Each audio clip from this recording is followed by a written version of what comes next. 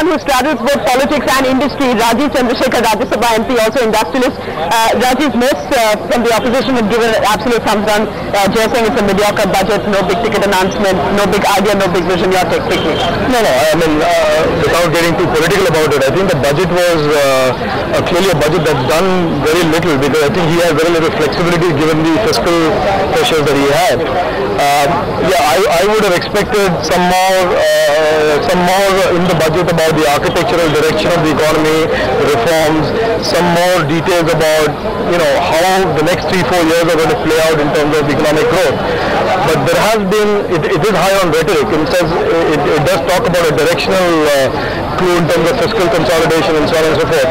But most of the disappointment in the budget will come from the fact that the way he has handled the fiscal deficit has been less than imaginative. In terms of the rollback or the phased rollout of the fiscal stimulus, we only heard something visibly exciting. This industry kept saying that the recovery is fragile, that we need to stay on with the fiscal stimulus. I would have thought that he would not have touched the stimulus package for this year, and I would have thought that he would focus on other areas of raising revenues, monetizing assets, disinvestment, the 3G auction and so on and so forth, and address the fiscal situation that way, and not put at risk what is already a reasonably fragile recovery, because the recovery is clearly not broad-based, it is not deep, and there are green shoots of it, and this would have, in my opinion, this was not, let's say, the best way to do this.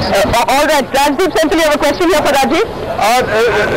Rajeev, in general, how would you rate the budget? I know the Prime Minister didn't give it a high rating, they chose not to rate it, but how would you rate the budget? Do you rate it as a missed opportunity as some are seeing it, or do you believe that this was, that he had very little options even in 2010?